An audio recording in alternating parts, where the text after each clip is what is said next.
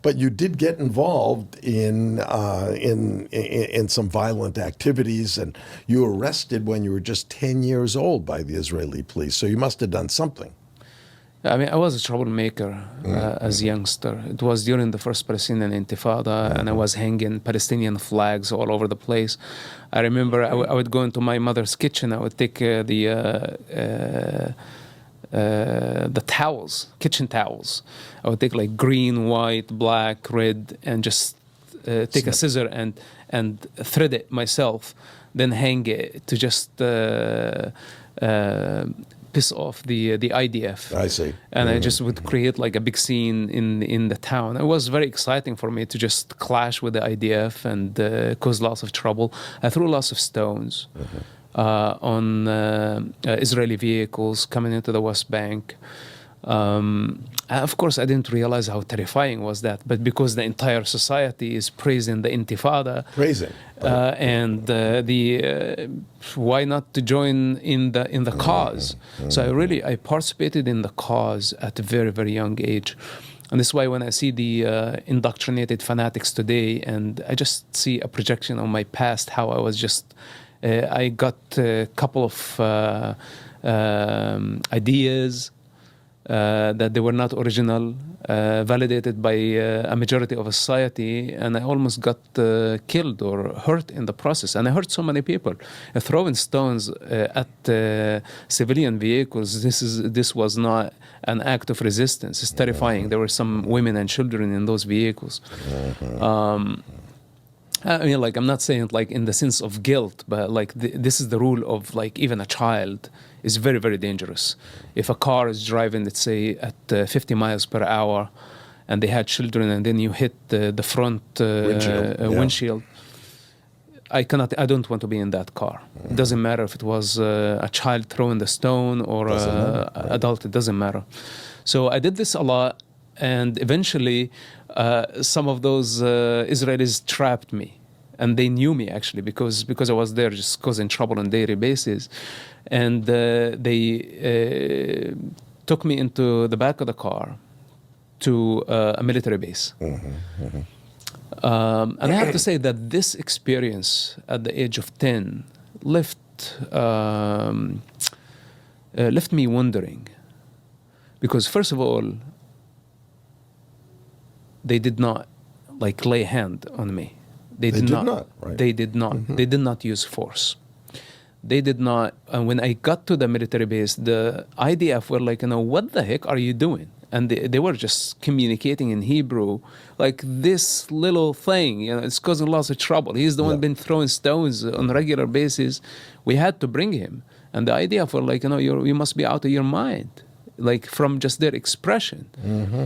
They totally rejected that, and they thought, it's like, we cannot, he's 10 years old. So now the soldiers are looking at me, and how can they teach me a lesson? So they said, why did you do this? In a broken Arabic. And I was just terrified. Are they going to shoot me? Are they going to beat me up? Because I'm coming from a culture where everybody beat me up. The parents, the principal, the sheikh at the mosque, everyone. So I'm expecting that those guys are going to beat me up also because I did something wrong, right? But what they said, take off your shoes. I took off my shoes. And they said, walk with us. And they walked me to the gate of the military base. They opened the gate and said, do you know how to get home? And that was maybe like about 2 kilometers from the military base. That's your punishment. Yes, and they would say like, okay, walk home, and don't ever throw stones again. So that was my punishment. Reasonable. Very reasonable. I mean, if it was an Arab situation, if I was throwing stones at an Arab car, they would have beat the shit out of me. And this is, by the way, just for me. And when I went home, the entire neighborhood knew that I had been arrested. My mother was crying. She could not believe when she saw me. They thought they're going to shoot me right now or beat me up. And I was just fine. So it just gives you an idea of like the difference between an establishment that follow human rights protocols that cannot violate, even though, let's say, the citizens were just so disturbed by throwing stones. And today, where I stand, I can totally see how bad it was. For a child, was okay. This is a habit that everybody is doing. It's part of our culture, not feeling and not seeing how the other side must. But you're must probably still too young to appreciate that they treated you like a person. Absolutely. Yeah, Only young. today I can look back. Yeah, it didn't. Now knowing the IDF and knowing the protocol, basically. Yeah. Now, before you became an agent for Shin Bet, how many times were you sent to jail in Israel? You told us about when you were 10. Were there more times that you spent in jail? Yes, I was arrested again briefly when I was 15 years old for just one night. I was captured doing Hamas midnight activity, writing graffiti on the walls. We had masks, and there were just other students, like from the Islamic student, participating. So when the IDF found us around midnight, wearing masks, writing graffiti, they just did not realize that we were just kids. So they shoved us into the back of the Jeep, and they took us to the military base. We spent the night there. And in the morning, when the commander came, he found that we were just kids. So they released us again. So this was the second time I would be captured for a few hours and released because I was a minor. Even though I was doing things that an adult would be sentenced to 6 months to 1 year in prison. Just another example from my personal experience that Israel would never target minors, and unless they did something like stabbing. If they really cause injury to someone, then the minor rule does not apply. Later on, I was arrested at the age of 18, but that was not a minor crime. I had purchased guns, and during a time where Hamas was launching many terrorist attacks, so the Shin Bet did not tolerate that, and this is when I was arrested. They didn't know what was my intention, what I wanted to do with the guns, so they arrested me before I did something And crazy. did they know when they arrested you or they interrogated you that your father was one of the leaders of Hamas? Of course. They knew. Of course. Well, this was the reason why they were very concerned. Because, first of all, I was under their watch. And when I started behaving strangely, hanging out with some Hamas dangerous people, going to different towns and smuggling weapons, this became a red flag that I don't think the Israeli intelligence would have tolerated. And did they interrogate you? Did they try to turn you into an agent? Yes, actually, they tried, and I agreed with the sick intention to work for Hamas against Israel. I see. This is why I agreed from the beginning. There was no way for the Israeli intelligence to actually turn me against my father, like at least against my father. I don't want to say against the Palestinian people or against Hamas, because my relation with my father was very strong, and I really loved my father. So there was no force on earth would come between me and him. But I thought that would be an opportunity to fool the Israeli intelligence and work for Hamas, bring information. So basically this was, and I thought also this is how I get out of the trouble. They may release me. Yeah. Because they think you're working for them. Yep. But you took the job not really wanting to work for them. But you did. You started doing some things for Israel. You started giving them information, I assume. And what was the first mission or job that they gave you to do? Once you accepted, I'm going to work for you, what did they have you do? Well, first of all, it was not as simple as I thought. Okay. So they said, you have to go to prison, because if we release you, people will get suspicious and you will be killed. So they said, you go to prison. And that was not in my calculations, in my mega plan. Yeah, you thought they were going to let you go. Yes. Yeah. So they end up sending me to prison, where the actual prison was not Israeli prison. It was a Hamas prison. It was a Hamas imprisonment.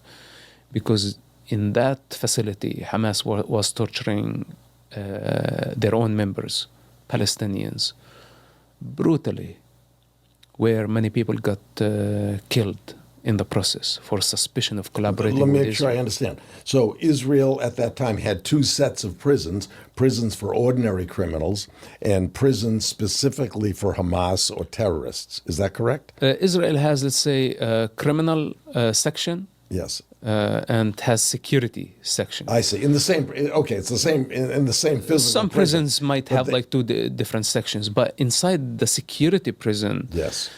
There are thousands of Hamas members and Fatah and the Public Front, the rest of the Palestinian political... and they put you into that prison. So I was in that prison under Hamas management because each faction... we're talking about massive prisons, thousands of, like each section would have hundreds of prisoners, giant tents. So in Israel could not, under the waves of so much terrorism, to have a cell for each prisoner. I see. When you have to deal with hundreds or even thousands at the peak, like now, what we are dealing with, the October 7, you don't know who's actually involved, so you'll have to take huge numbers of prisoners to actually know the involvement, which one is extremely dangerous, which one is less dangerous. Then you may like separate the less dangerous. I see. So they weren't in separate cells; they were in like a tent or. Like I say, the very dangerous prisoners, they would be in their own cells, high security prisons. The less dangerous would be in more like open area, like the one I was in, and there would be thousands of them. So in this type of environment, Hamas would control their own prisoners, and they become a mini government. They have emir, they have leadership, they have ministers, and they have, most importantly, security wing, which was brutal, looking for who gave the information to Israel. So I come into this environment and I tell Hamas, hey guys, I've got a plan. I want to fool the Israeli intelligence. They were like, what are you talking about? I was like, this is what they approached me, and I told them, yes, sure. I have a plan. He said, okay, no problem. They were surprised. Okay, so they said, why didn't you write it? So I wrote. It was literally half a page because there was no mission. There was nothing. And when I sent it to the other side, and they had their way of communicating with the other sections of the security wing, the response came back negative. Is that it? With a big question mark. And I was like, yes, this is it. But now they weren't convinced. Even though you were the son of one of the founders of right. Yes. So on one hand, they did not believe me, but on the other hand, they did not want to torture me because they could not, even though they tortured so many people for much less. So here I am telling them, I literally have a relationship with the Israeli intelligence, but not for the purpose of treason. I would never, betray my father. But they wanted more information. Like my story did not suit them. They did not suit their narrative. And this is where things went really bad between me and Hamas. So for about 16 months, and by the way, I revealed the information from the early beginning, like the first week of my arrival. I had to live 16 months with monsters killing and torturing people brutally, being a suspect, a son of a top Hamas leader. But in the meantime, they did not believe me, and it was a very, very strange relationship. Are they going to torture me? I mean, people were screaming out loud all the time. So for me, it was a nightmare for 16 months. This is what most people don't understand, what it was like to be a suspect, honorable Hamas member. Right. At the same time. Right. They had so many privileges. And of course, the rest of prisoners, they had no clue what was going on. I just told them the truth. That's it. And the truth was not sufficient. It was not enough. They wanted a different narrative that would satisfy their ego. So anyway, I did not like these people. In fact, I hated them so much for what they did to so many prisoners, and I was wondering how many people were actually innocent people. Because if they're not believing my narrative, even though I'm just an open book, I told them the truth. How many people actually they could be innocent and they've been tortured because they did not have the support I had. And this is where things psychologically start like changing between me and Hamas. Now, it didn't stop here. When I was released from prison, and of course I was not tortured. You can say I was more of like a mentally tortured. Yeah. When I was released from prison, Hamas followed up outside the prison. They literally came to my house, and that was part of the Hamas security wing. And they were like, we just want to follow up. Did the Israeli intelligence approach you? Did they want to follow up? I was like, no, they didn't. They said, okay, you keep us just posted. And I was like, what the heck? Am I going to just live the rest of my life like their bitch? They're going to just hold this against me for the rest of my life? What's this? And my father was still in prison, high security prison. So he wasn't in that prison to protect me, and he was not outside prison to protect me. And this is when the Israeli intelligence came, approached me during that time. In prison or outside? Outside prison. That was actually the thing, that they said, in prison you just behave yourself, just be normal. We have nothing for you to do in prison. Yeah. And now you will be surprised also what they told me outside prison.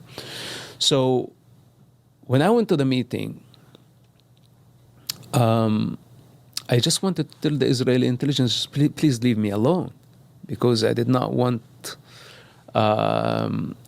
things to get more complicated. You know, Hamas is after me. They were after me in prison, and now they're after me outside prison. Things are getting dangerous, and I cannot convince these people that I was joking. But how can I get out now, out of the...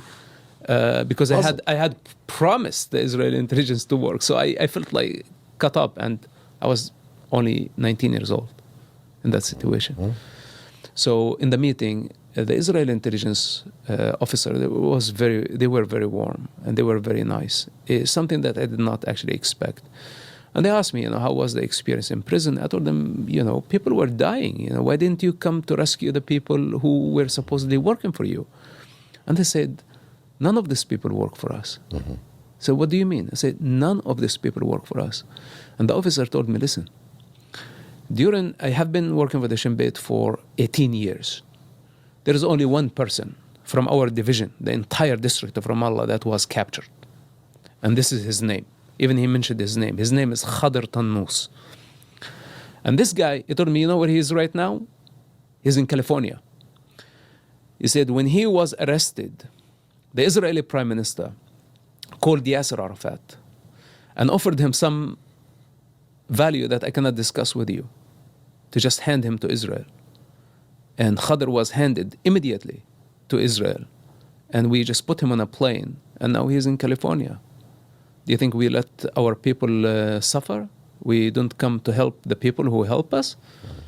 That's not what we do. But he said all these people in prison, they're just innocent people. And Hamas is frustrated. They don't know we give the information. They're killing their own people. Why are we supposed to stop them? Now, this is where it hit me, because I already had a feeling. And from a personal experience, I know these people were accountable to nobody. They were just torturing people out of frustration. They were not following any criteria or logic or any of that. So anyway, long story short, I was like, what if the Israeli intelligence telling me the truth about my father's organization? We are in deep trouble.